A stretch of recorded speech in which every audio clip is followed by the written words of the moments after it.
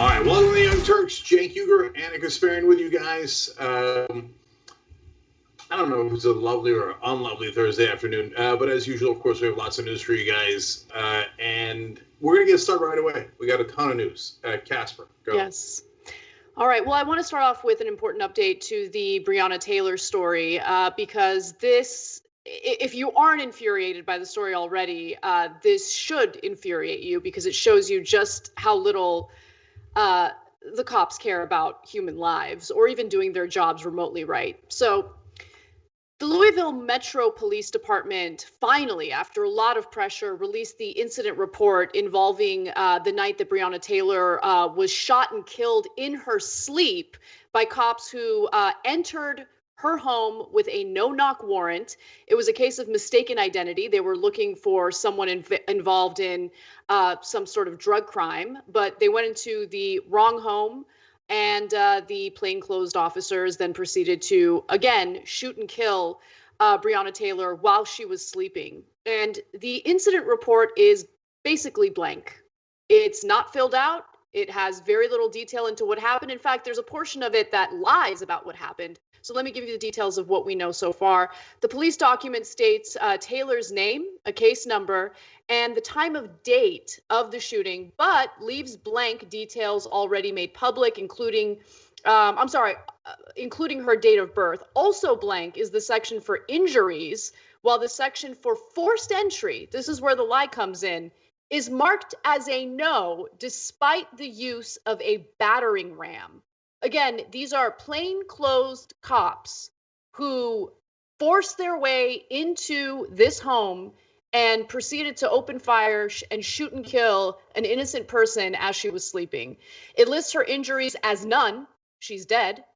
And even though she was shot at least 8 times and died on her hallway floor in a pool of blood, and that's according to her family's attorney. It also lists under offenders, the offenders portion of the report, the 3 officers who fired in Taylor's apartment, fatally shooting her, including Sergeant John Mattingly, 47, Miles Cosgrove, 42, and Brett Hankison, 44. None of these people have even been fired. They've been reassigned, including the detective who ordered this no-knock warrant.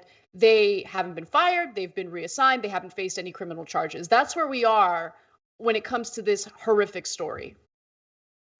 Okay, so you look at the sheet itself, and there's just giant blank fields where you would write what happened. So a lot of people are calling it blank, but to me it's loud and clear. What it says is the police are above the law. We're not going to fill out the forms accurately, and the parts that are uncomfortable for us and might get us in legal trouble, we're not going to fill it out at all. And even though there's a massive case with national attention, so what? What are you going to do about it? We're the cops. We have all the authority. We have immunity. We have badges. We have guns.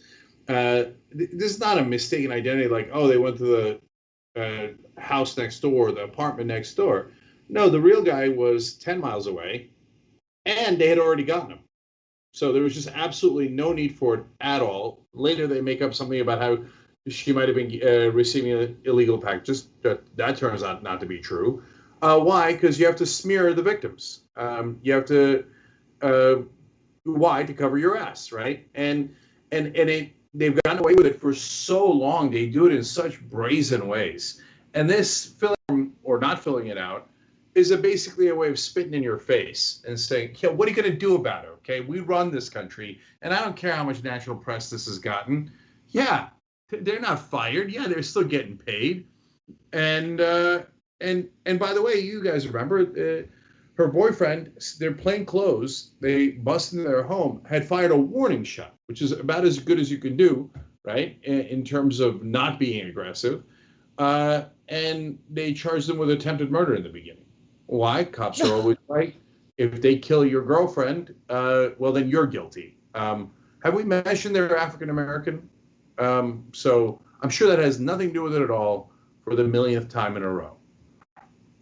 Yeah, what would a young white couple do, right? If a group of people bust their way into their home, plain clothes, no indication that they're police officers, what would they do? I mean, would they just say, oh, this must be a cop and maybe this is a case of mistaken identity, so let me not respond or not react in any way whatsoever? This happened at 12:40 in the morning. Okay, again, plain clothes police officers. And let me be clear about one other thing. No, there should be no such thing as a no-knock warrant when it comes to a narcotics investigation. Okay, there just shouldn't be. There just shouldn't be. This is crazy. And it's just the way that they fearmonger about supposed crime in this country is exactly what leads to people who buy into the propaganda and the smears that these police departments put out there about the actual victims, like Breonna Taylor, who was asleep, So for all of you morons who share those annoying memes online about, like, you don't want to get shot by the cops, maybe don't mess around with crime. Breonna Taylor was asleep. She was asleep. Okay. So do you have a meme to answer that? And that's the most frustrating thing in the world. Like, memes on social media, and I'm mostly talking about like middle-aged people who don't read the news. They've completely replaced common sense, actual research. Like, oh, I don't need to read about what happened. There's a meme that goes along with my preconceived notion. So let me go ahead and smear the very people who have been brutalized and victimized by the cops over and over again. And you know what? I want everyone to listen to what Taylor's boyfriend, Kenneth Walker, sounded like as he called 911 begging for help. This is a difficult audio to listen to, but it's important for people to know this is what Black Americans have been dealing with for a long, long time. 911, Operator Harris, where is your emergency? I don't know what's happening. Somebody kicked in the door and shot my girlfriend. Where was she shot at? I don't know. She's on the ground right now. I don't know. Okay. You said she's 26. Is she alert and able to talk to you? No, she's not. Breathe. God. Help! Oh my God! Yes, help! What's your name, sir? Oh, my name is Kenneth Walker. You said Kenneth? Help! And you said she's 26? Yes. Can you check and see where she's been shot at? I can't get on her stomach. No, okay. Is she alert and able to talk to you? No, breathe. Okay. I think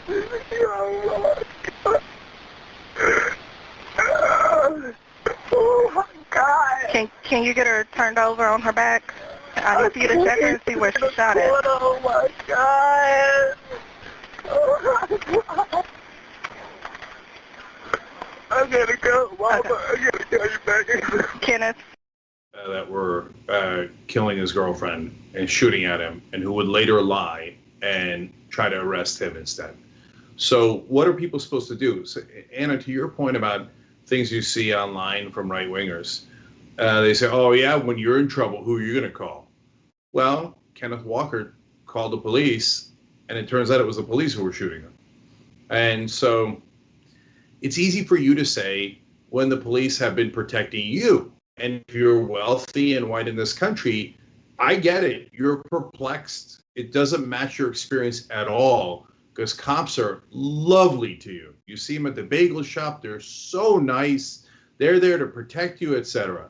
But for poor people in this country, for African Americans in this country, Latinos, and you go on, that is not the same cops they see. They see cops barging into their homes. And then the insult to injury is the blank form, like, ha, we're above the law. But it's also the nonstop lies, like, no, there was no forced entry. It's like almost a form of torture. It's so obvious that we're lying, but we're going to lie right to your face in front of everyone, and we're going to get away with it. So what was the battering ram? Did it sound like Kenneth Walker was saying, hey, yeah, oh, sure, come on in and knock the door down with your battering ram? No, it was obviously a forced entry. They're obviously lying. And they put it out publicly anyway, because, there's nothing you could do about it. We're going to rub your face in it. All right, we got to take a break. We're going to do that. And when we come back, we have some updates on how Trump is further stoking tensions in the country because he has no idea and has no interest in actually helping to heal what people are going through right now. We'll be right back. We need to talk about a relatively new show called the Republic, or UNFTR. As a Young Turks fan, you already know that the government, the media, and corporations are constantly peddling lies that serve the interests of the rich and powerful. But now there's a podcast dedicated to unraveling those lies, debunking the conventional wisdom. In each episode of the Republic, or UNFTR, the host delves into a different historical episode or topic that's generally misunderstood or purposely obfuscated by the so-called powers that be, featuring in-depth research, razor-sharp commentary, and just the right amount of vulgarity. The UNFTR podcast takes a sledgehammer to what you thought you knew about some of the nation's most sacred historical cows. But don't just take my word for it. The New York Times described UNFTR as consistently compelling and educational, aiming to challenge conventional wisdom and upend the historical narratives that were taught in school. For as the great philosopher Yoda once put it, you must unlearn what you have learned. And that's true whether you're in Jedi training or you're uprooting and exposing all the propaganda and disinformation you've been fed over the course of your lifetime. So search for UNFDR in your podcast app today and get ready to get informed, angered, and entertained all at the same time.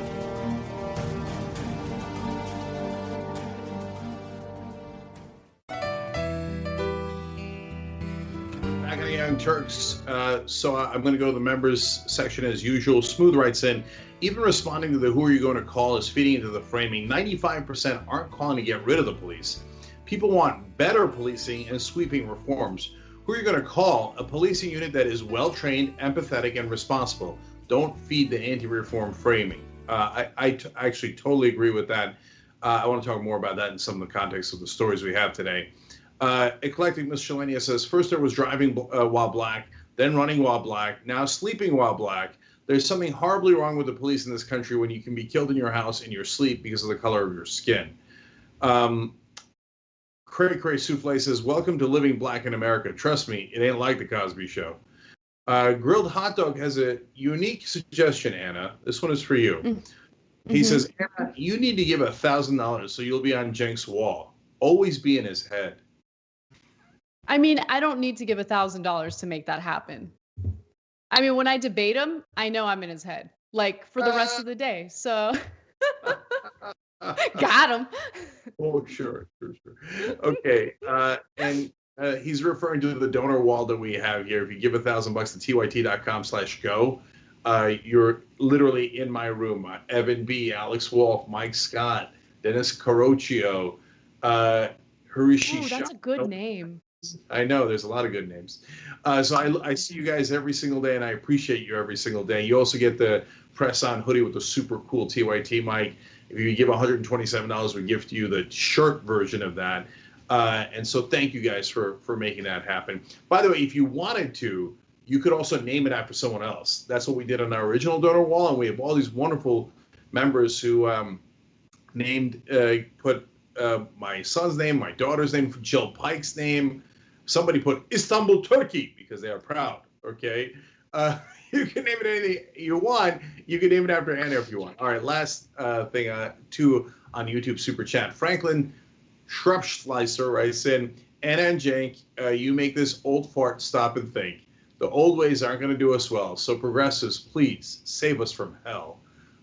So that's an interesting and message. Thank you for using YouTube Super Chat. Finally, Parker says, genuine question. Why does Cenk keep saying, just get us to 2021 and we'll be okay? Because digital media is nearly impossible. My guess is that in about 6 months or so, another 50% of digital media companies will be bankrupt. So the only reason we're still in business is because of you guys. And the other businesses, they were relying on companies and kind of advertising gimmicks. We were relying on our actual audience. And so you're carrying us. That's why we're doing tyt.com/go. Otherwise, we'd also be in trouble. But I think that we're going to turn the corner in 2021. I think I have good reason to believe that. Because, guys, I got news for you. I don't want to keep asking you for money. And people sometimes say, oh, yeah, Jake, you do. That's uncomfortable. You think that's uncomfortable? Ask me. Yeah, of course it's not comfortable. But at least we're doing the show together, and it bonds us together forever. And so I'd much rather be responsible to you and responsive to you than to some advertisers. And that's being proven in spades in hard times like this. So everyone, including anyone who gave even $1 to tyt.com/go, we love you, and you make this show possible. All right. Listen, the progressive message is unstoppable and can't be attacked when it's supported by the audience, right? Right-wingers do all sorts of shady things, try to dissuade advertisers from advertising on programs like ours, for instance. But who cares? If we're supported by our members, that's all that matters. If we're supported by the people who watch the show and contribute to the fundraising effort, that's all that matters. We want to be able to speak clearly, honestly, and unapologetically. So thank you for allowing us to do that. Yeah, all right, let's do the news. Can I just say one last thing? Thank you, Anna. Also, membership makes a giant difference because membership, it gets you all of our shows. So there's something you're getting, right? That you're getting actual programming like Netflix, but for progressives. And it helps sustain us. It makes us responsive to you. So tyt.com/join. If you're already a member, you can do tyt.com/upgrade. And if you're watching on YouTube, you could hit the join button underneath. Facebook has an option to join as well. And so please check that out and participate. Thank you, guys. All right, go ahead, Anna. Donald Trump has been hiding out in his bunker for quite some time now, but every once in a while he'll peek his little head out or he'll pull out his phone and he'll tweet something to try to sound like he's a tough guy. And today was no exception.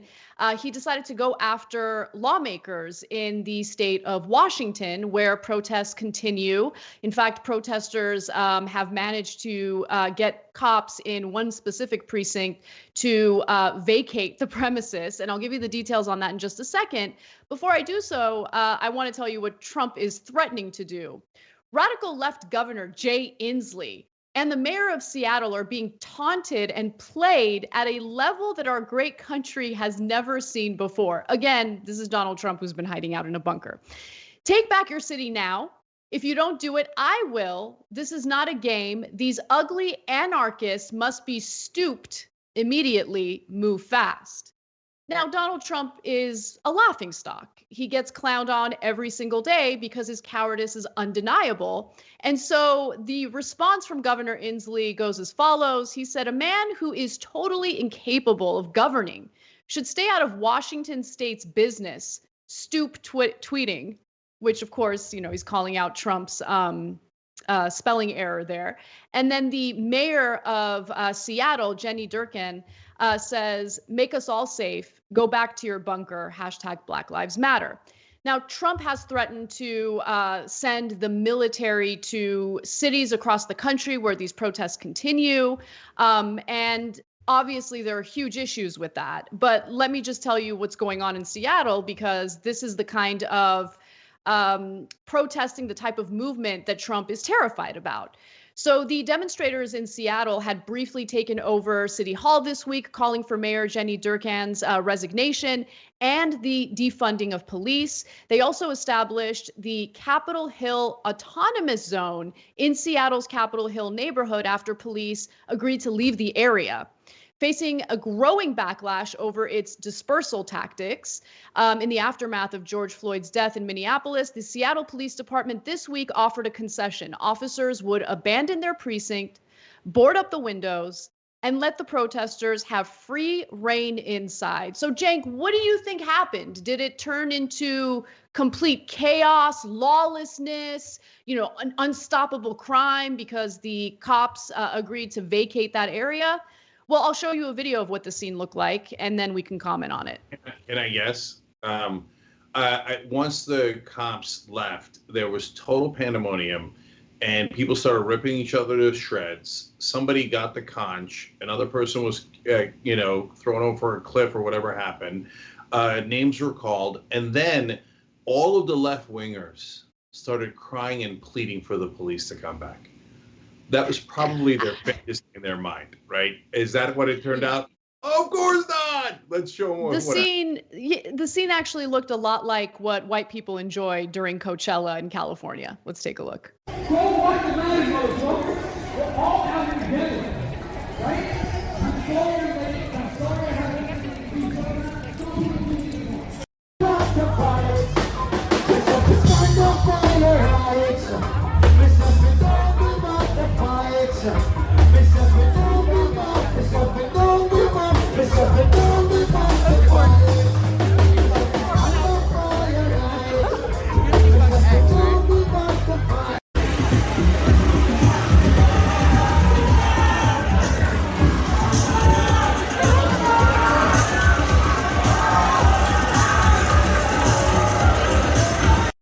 There's a lot to comment on here. Let's take it one step at a time. So I'll start with the smallest and get to the biggest. The smallest is the tweets, right? So it's not that I don't make spelling errors on Twitter. I do. And then somebody will comment on it, and I'll go, oh, wow, that's right. My bad, right? Because we're all humans. That's not a big deal. Mm-hmm. And then I fix it. But he won't fix it because he's just like, well, if I spelled it wrong, that's how it's spelled. Remember when he did Covfefe and they're like, what the hell is that? And he's like, it's a secret thing that you wouldn't understand. They literally said that. I know.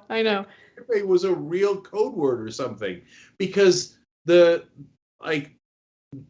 dictator cannot do anything wrong. The dictator has no anus. This is like North Korean propaganda. Okay. So, and then he says he's threatening to use the military again inside. You can't do that. Even with the Insurrection Act, the governor has to ask for it. Obviously, Inslee is not asking for it. He's doing the exact opposite. If he put the military inside Seattle, it would be the most illegal, unconstitutional act we have ever seen in our lifetimes by a president. And he should immediately be removed from office. Obviously, the election's around the corner. Obviously, Democrats are scared. Obviously, Republicans are complicit. But it would be even beyond anything Trump has ever done, which is a very, very high bar, right? So in terms of the protests themselves, look, I knew what would happen. We saw it in Occupy. Of course, they're not going to devolve into anarchy and, start weirdly doing violence against each other. In the long run, do you need policing? Of course. I guarantee you right now that within that community, even in that zone, they are doing some form of policing.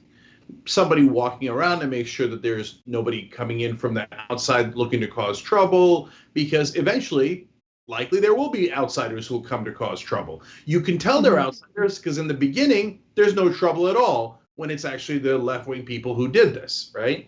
But at some point, agitators can go in, etc. So, but that doesn't prove the point that cops are awesome.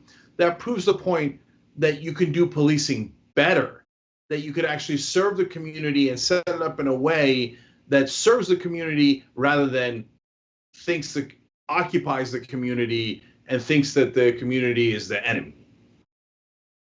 Right. And I've seen some of the community policing that's taken place during some of these protests where looters will come in and they'll try to cause problems, and protesters will literally gather together in front of the stores in order to prevent it from happening.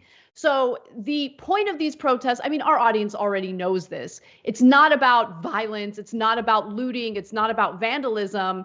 It's about fundamentally changing a system that has not worked for the majority of Americans, really. It's not just about the racism in policing. It's about the excessive force that we've seen across the board. It's crazy, Cenk. There was a story that we did back in 2016 that I still have nightmares about. It was a man who was traveling for work and he was in his hotel room. I don't remember exactly what kind of, it was like a BB gun or something that he had in the room with him.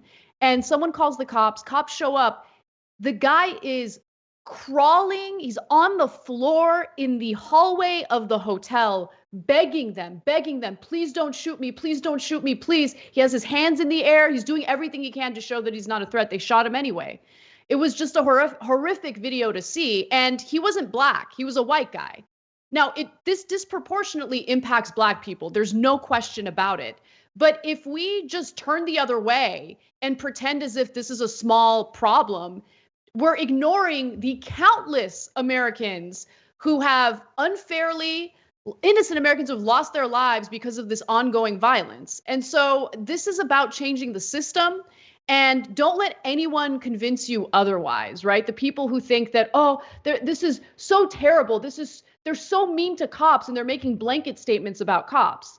No, it's a blanket statement about the system that empowers cops to act this way without any worry of consequences later. And we've seen that over and over and over again. I don't know if you guys saw Killer Mike's speech right after the unrest in Atlanta. And so for a couple of days, there's a little bit of looting and rioting, as you all saw on your screens. Local news ran it riot porn 24/7 and made it seem like it was nonstop. It was everywhere. But it largely stopped. And Killer Mike had such a great speech. And he said, look, don't burn down your own house, burn down the system. So he's not letting up at all on getting radical change. But people largely heeded that advice, obviously not just from Killer Mike, but from all the leaders of the movement who said, yeah, let's actually figure out a way to do this better. I mean, look, Camden defunded their police a long time ago before the movement, partly because they ran out of money, honestly, and there was other factors involved too. And then what did they do? They rebuilt it. And when they rebuilt it, they did rehire 100 of the cops. But they built it in a way that was more responsive to the community. And every police officer has to go meet every person in his neighborhood, in the community that he's serving. And you know what happened? Oh, my God, the police have been drastically cut, anarchy in the streets. No, in 7 years, crime has gone down 42%. It's amazing what will happen if you actually cared about the community, if you actually cared to protect and serve. So now that there's this autonomous zone in Capitol Hill, I just want to note two other things that I thought were kind of interesting. I'm going to go to the last two graphics. So one block had a designated smoking area. I mean, like, it's crazy. Like, they are regulating this situation. It's like no, secondhand smoke. It's serious. We want to keep people safe. Designated smoking area. All right. Also, at the no cop co-op, people could pick up a free refreshment, okay, sparkling water or a snack. No currency was accepted, but across the street, in a nod to capitalism, a bustling stand was selling $6 hot dogs. That's like, it's just kind of in. Yeah, that's not a nod to capitalism, by the way. That's a nod to hunger. We actually have to eat. And so it's not a nod to capitalism. Anyway, yeah, of course, the same thing happened in Occupy. I went there, I covered it. There'd be little different communities. They even eventually set up a library. All of that, of course, before the great Democrat known as Mike Bloomberg came and steamrolled them and crushed them into oblivion, who is now, of course, endorsing Joe Biden, and Joe Biden happily took that endorsement. But overall, yes, of course, people set up communities with their own rules. There is no anarchy. You always need rules. The question is, do the rules serve the community or do they serve the powerful? Exactly. And do the people who enforce those rules serve the community? And those are the conversations that are taking place across the country right now. Well, let's talk a little bit more about what Trump's reaction is to all of this and what he's planning on doing. Donald Trump's rallies, unfortunately, are coming back in full force. In fact, he has decided that his first rally since the pandemic will take place in Tulsa, Oklahoma, where there is just a horrible history of racism and brutal violence against the Black community. We'll get to that in just a second.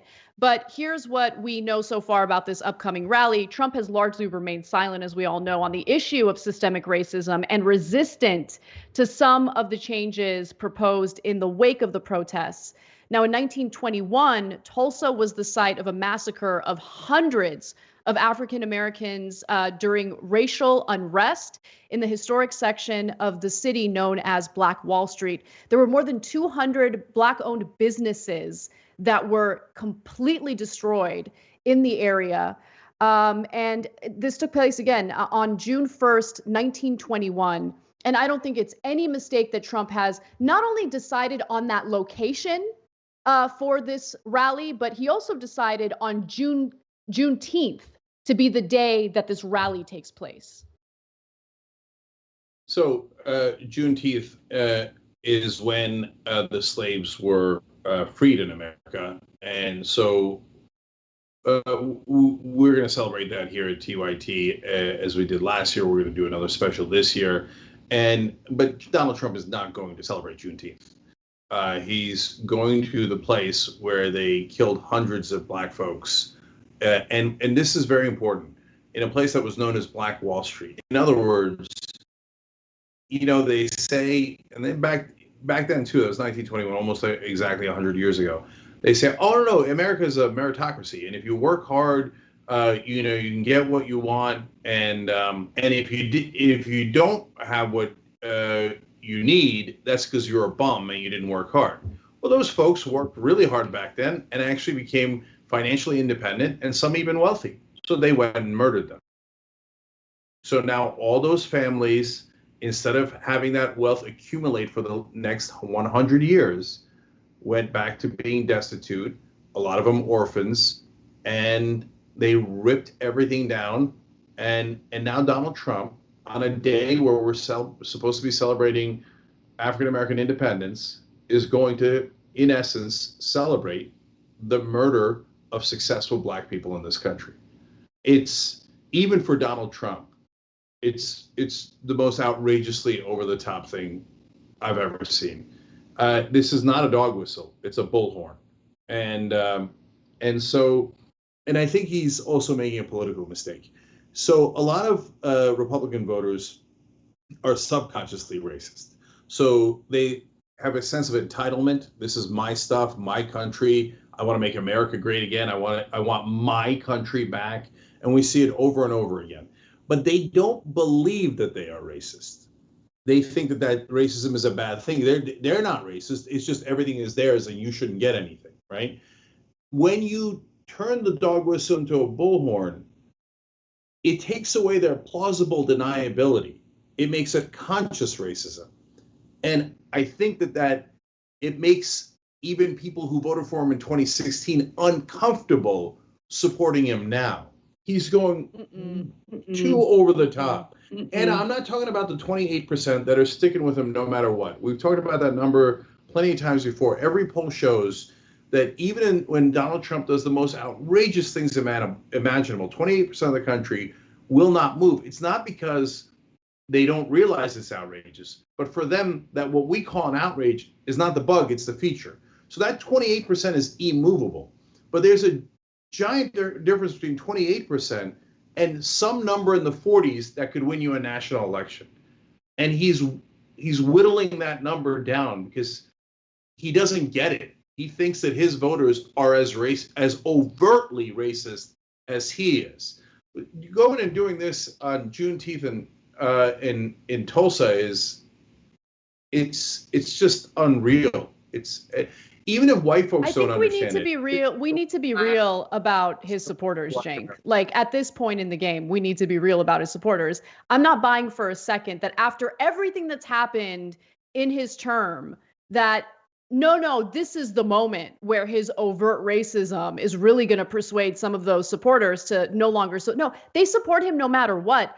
And this isn't the bug. This is the feature. I mean, if it didn't persuade his supporters to stop supporting him after several children died in border cages, children that he ripped away from, their mothers as they got to the border looking for asylum, they're not going to, you think him giving a speech in Tulsa, Oklahoma is going to change anything? Do you think the majority of Americans even know what Juneteenth means? I'm keeping it real. Because every single day, Cenk, we're confronted with the sheer ignorance of this country. Okay. And people are going to get offended by it, but we're all on social media. We see it. Do you think that most people even know what Black Wall Street is? Of course they don't. That wasn't taught in our schools. So many people have no idea about what the reality of this country is, who we are, what we came from. And, when people see protesters take down a statue of Christopher Columbus, they're like, what is this? Oh, my God, Ted Cruz is right. It's the American Taliban. They don't even know what Christopher Columbus stood for a lot of people living in this country today, right? Yeah. The absolute destruction of Native Americans because of his discovery of this land. Okay. I mean, yeah. Anna, look, we're not disagreeing that much. So do I think that a majority of white Americans know what Juneteenth is? No, of course not, right? Do I think that this symbolic gesture, a nod to outright racism, is going to be the one thing that makes a difference? Of course not. It is the accumulation of all these things. So when he acts overtly racist like this over and over and over again, it causes two things. It causes his own voters to get uncomfortable because, remember, most people do not follow the news. So they have to see it 2 or 3 times. He has to do it 20 or 30 times for them to see it 2 or 3 times. The second thing that it causes is it forces the media to explain why he's going to Tulsa, Oklahoma on that day. So, for example, when Ronald Reagan did his speech in Philadelphia, Mississippi, to launch his campaign, that was a dog whistle. Civil rights workers had been killed in Philadelphia, Mississippi. But back then, and all the way through up until Trump, the media covered for the Republican Party no matter what. So they would not write in the article that Reagan picked that place. There's no other reason to go to a tiny, tiny little town of Philadelphia, Mississippi to launch your campaign other than to say, and he did not mention the people who had been killed. It wasn't an homage to them. It wasn't an ode to them. It wasn't any of that. No, it was to say, the people who killed those civil rights workers, I'm on your side. But no one in the media wrote it. Since no one in the media wrote it, no one found out that that Ronald Reagan was a deep-seated racist who was using dog whistles.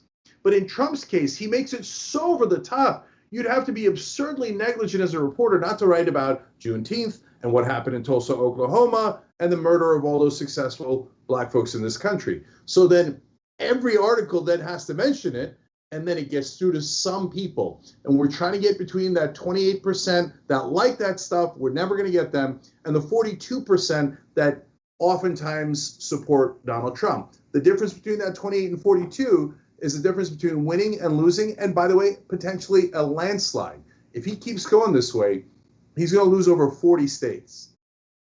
I think what persuades people to stop supporting him the most is pointing out how weak he is and how much of a coward he is, which is why, by the way, when he had a spelling error in a recent tweet where he was threatening to send the military to Washington, a bunch of local politicians in the state of Washington started clowning him and his spelling mistake and the fact that he's Bunker Boy. And you know what he did with that tweet? He deleted it because he doesn't like being called Bunker Boy, because he knows that it hurts the support that he gets from his base, because they've been seeing him as like this powerful, strong businessman. He's infallible. He's going to protect all of us.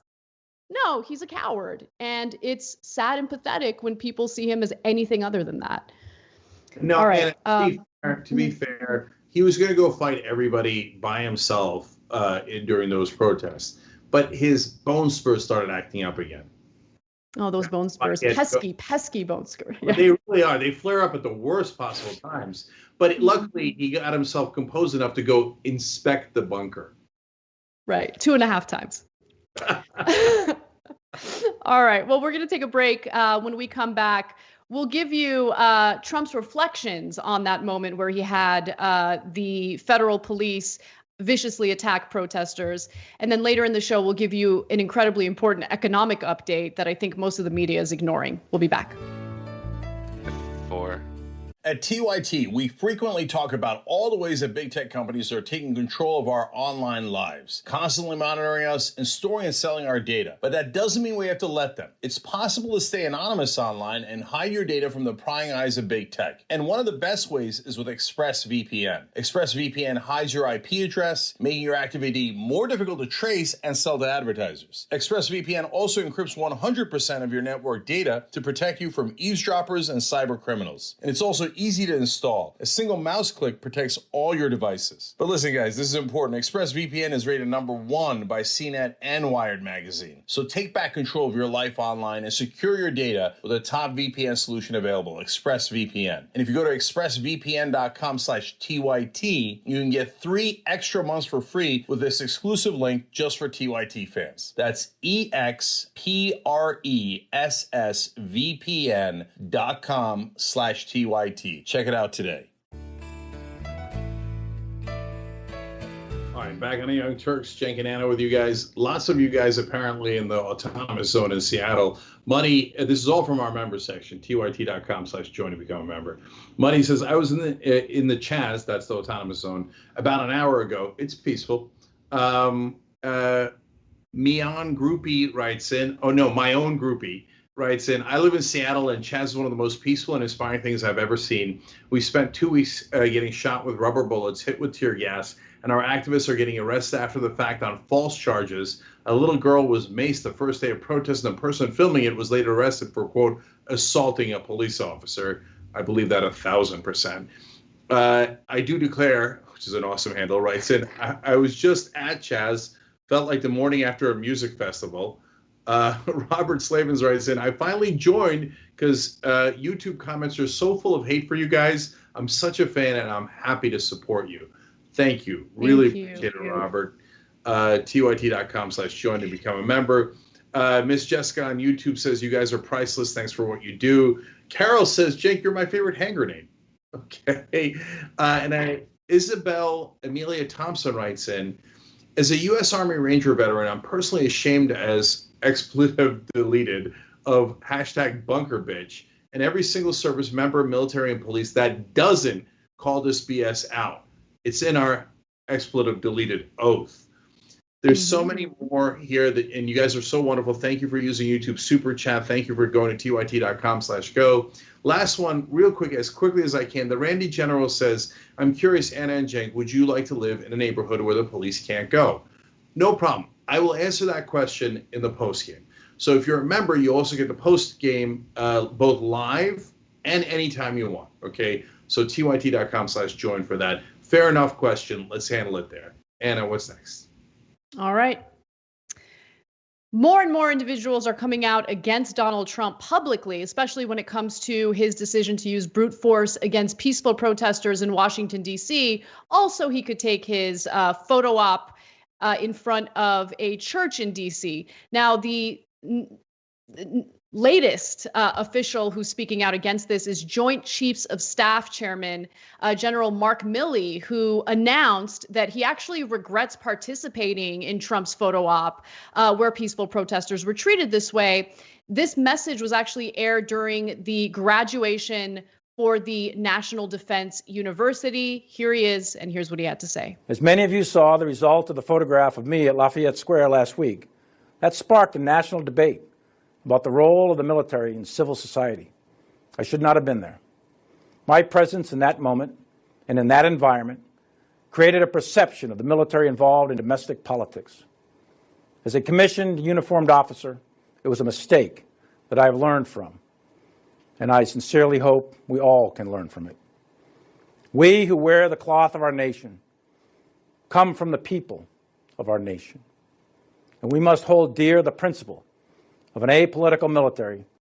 Because we have a growing list of, generals who are speaking out, right? So Trump's own defense secretary, Mark Esper, he did it in, I think, the most timid way, but he still did speak out against what happened in D.C. Mad Dog Mattis, he was the most vocal and strong in his messaging against what Trump did. And now you have the Joint Chiefs of Staff Chairman, Mark Milley, saying, no, this is wrong, and I don't agree with it. I shouldn't have been there, and I'm learning. It gives me a little bit of hope because, honestly, if Donald Trump wants to really carry out his fantasy of being a dictator, the only way he could do it would be with the support of the military. And I like hearing military leaders speak out against him because it gives me at least a little bit of hope that they would, choose the right path for this country if things really did get to that. So, Anna, I think that this story is really important and great news for two different reasons. But before I get to that, I just want to give credit where credit is due. I mean, you called him Mad Dog Mattis. Trump picked the better of the two nicknames he had. And, and then in the middle of massive civil unrest like we haven't seen in our lifetimes, he made sure to tweet about that. Remember, between Chaos and Mad Dog, I'm the one who called him Mad Dog Mattis. Oh, my bad, dog. I didn't know. Okay, so good dog Trump on picking the right nickname. All right, now on to the super important stuff. So number one, you're right. The overwhelming biggest part of this story is the chairman of the Joint Chiefs of Staff, the top military officer we have in the country. If he sides with the president, if the president loses the election and wants to stay, then we have a massive, massive, historic, epic problem. This is him basically coming out and saying, I'm not going to do that. So because people start to get concerned. I told you when General Mattis wrote that scathing critique of Donald Trump, which he earlier had said that he was very, very reluctant to do. He wrote a whole book and didn't criticize Trump. It just tweaked him around the edges, but said, I don't want to get into the substance of it. But them using the troops in D.C., inside the country, had Mattis come out and write against Trump. And I told you at the time, it wasn't just because he was critiquing him for that. No, he was sending a message to the rest of the leaders in the military. Do not listen to this man if he loses the election and does not want to give up power. That is the single most important thing. So Milley doing this is saying, well, hey, who cares if you apologize for something that happened about a photo op a week ago? Like, by itself, it's important, but not as important. But him signaling to the rest of us, don't worry. If he gives the order that he's going to stay, I'm not going to let him. That is the biggest relief there is. So at this point, for whatever other differences you might have with Milley, you have to be rooting for him to still be the chairman of the Joint Chiefs come, November and then January of next year. Yeah. And I'll get to the second part. Go ahead, Anna. No, I just wanted to say that I have no doubt that when it comes to General Milley's politics, he and I couldn't be more different. But I remember a time in this country where everyone, regardless of their political ideology, understood the importance of actually protecting constitutional rights, democracy, freedom. Now, of course, that didn't play out as much as it should have for various communities, including the Black community in this country. Democracy wasn't always, they've been suppressed from voting historically from this country. Even today, that's happening. But my point is, there seemed to be a value put behind our constitutional rights. And now we're in this situation where the very people who claimed they cared about the Constitution the most, right-wingers who proudly describe themselves as constitutionalists and people who are against tyranny, are now advocating for Trump, the president, to use the U.S. military against its own people, right? So it's just, again, politics aside for a minute, I'm just relieved to hear someone like General Milley take the right stance on this, and I hope more follow. So the second reason why it's important is, now, the rest of the media will not tell you this, because that's their sources, their friends, they live together in Washington, etc. People in Washington, including almost all the politicians and almost all of the generals, suck up to power. And so if they thought that Trump was going to win, Milley would have been, at the very least, way more cautious. He would have tread on that ground very, very lightly. And these generals didn't get to where they are without knowing how to play politics, okay? He came out very forcefully to say, no, I shouldn't have done that, and I'm walking it back, okay? And send a clear message that the military will not get involved in politics, okay? So he's also basically there indicating he thinks Trump's going to lose. So he's now concerned about his career after Trump. I'm keeping it real, right? Yeah, no, you're probably right, yeah. Yeah, and then if he thought Trump was going to win, he'd be concerned about his career after Trump. And I'm not saying he wouldn't have said that, although I'd be surprised. but he certainly would have been a lot more careful. That was not a careful statement. That was a statement going, no, not going to happen. We're not going to use the military inside the U.S., and we're certainly not going to have Trump stay in office if he didn't win. That's what that message was.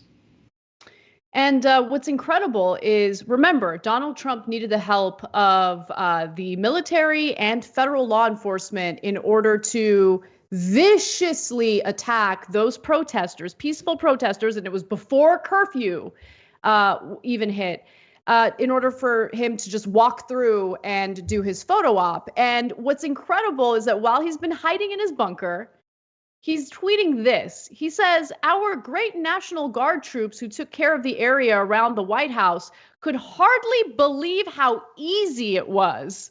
A walk in the park," one said. The protesters, agitators, anarchists, Antifa, supposedly, and others were handled very easily by the Guard, DC Police, and SS. Great job.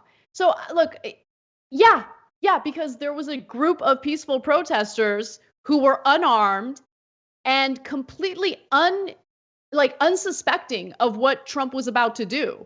So it's almost like, I walked up to someone and I sucker punched them. Couldn't believe how easy it was. Like, okay. It's just, It's unbelievable. He's such a coward. You know, he said they thought it was, quote unquote, a walk in the park. You know why? Because it was literally a walk in the park. They had peaceful protesters in the park that you come in with armed guards. They don't fight back at all because they were peaceful protesters. And then you turn around and go, ha ha, you didn't fight back at all because you were peaceful. That's why I tear gassed you and then attacked you physically. No, that's not ha ha. That proves their point, not your point, you schmuck, you dolt. And by the way, we don't use SS as an abbreviation for the Secret Service for good reason, because that was the vicious arm of the Nazi Party. So when you go around saying, when you go around saying my SS cleared the peaceful protesters of the park so easily, it doesn't play well. But nothing that Trump does plays well. And look, last thought on it is, I'm worried that the other reason for that tweet is to agitate people more, to say like, oh yeah, next time if you're a real man, you'll fight back. He's itching for a reason to crack down more, to divide us more, and he keeps calling protesters, including the very peaceful ones in Seattle, terrorists. He calls them domestic terrorists. He wants an excuse to use the military in the country now, so that if he uses them to try to stay in office after he loses, it's become normal. So he's literally trying to provoke violence in the country so he can counter it with even more violence. That's the sick, sick man we have in the White House right now. In the postgame, we're going to talk about the economy and the disaster that's coming up soon that Congress has not sufficiently even addressed yet. And we'll also talk about the latest Karen video. This one's a doozy. It takes place in Torrance, California. Don't miss it. Become a member, tyt.com/join.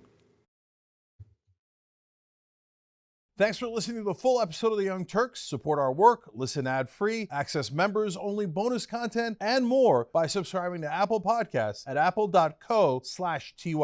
I'm your host, Cenk Uygur, and I'll see you soon.